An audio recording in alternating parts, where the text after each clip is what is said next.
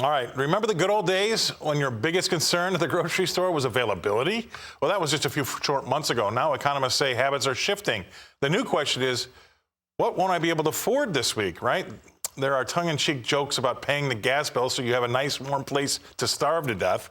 While it may not be that dire yet, Americans are starting to push back and substitute rice and pasta for, say, pricier foods like chicken and pork. Well, with the Eastern European conflict, we've seen two staples soar: wheat and oil. There's no substitute really for either one of them.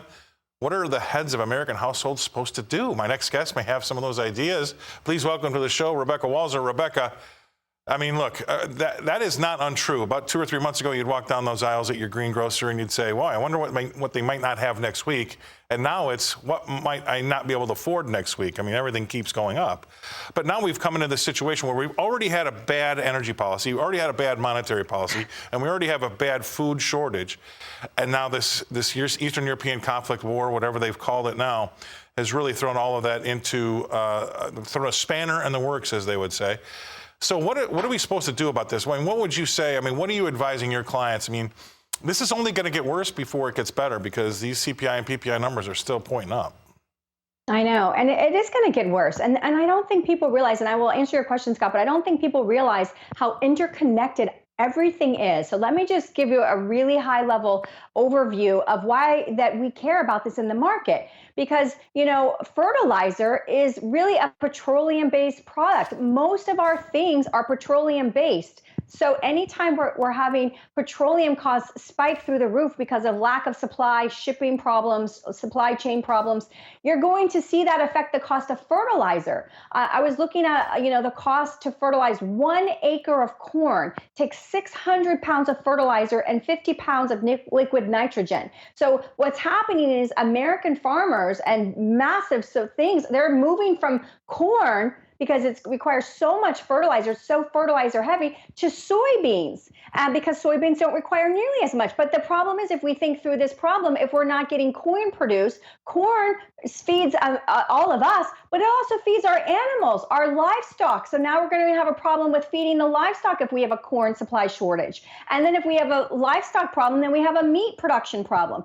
These are all connected at every level, Scott, and that's what nobody is talking about. And everyone can't understand, well, why do we have all these food shortages now? It's not just an energy and supply chain problem. It goes well beyond that. And it's coming, and it's going to get a lot worse. When they talk about wheat as pricing it almost as valuable as a commodity as oil because of the shortages that are coming, we have to really start to worry about that, Scott.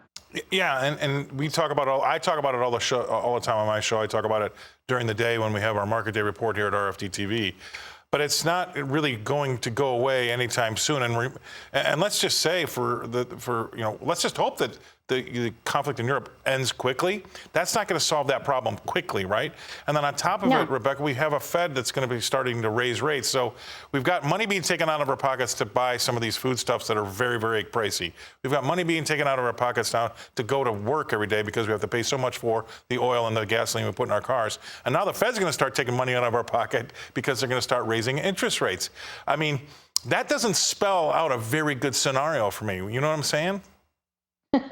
Yeah, I mean, if you're trying to find the silver lining in this cloud of all of these factors that you just went through, it's hard to find. And I have to say, I'm not optimistic in the short term. Of course, in the long term, Scott, if we're looking 18 months from now, and I calling that the long term because I think that we are going to go through some pain, certainly in 2022. And I would say in the immediate future, I don't unfortunately believe that this is going to be exclusive to Russia and Ukraine. I do believe we will have some more international conflict on the very short end here. I wish I didn't believe that, but I do. All indicators seem to make that happen. And that's not going to be market friendly. So the Fed Reserve's actions this month, as well as additional future conflicts, I do expect us to have a very bumpy ride here. And I would tell people that can't afford, if you're already retired and you cannot afford the market to route down more and then take its time to come back organically, because the Fed's not going to bail us out the next down place, Scott. That's the whole problem, right? We can't expect them to swoop in this next time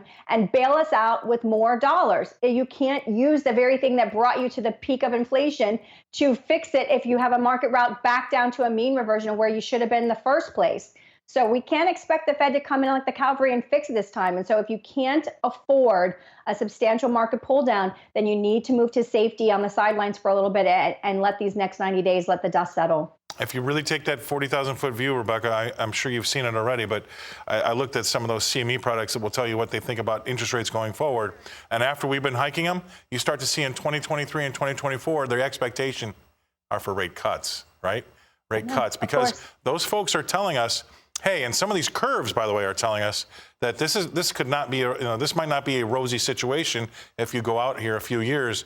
And I think that that's absolutely correct. And I think that's what you're kind of smelling yourself too.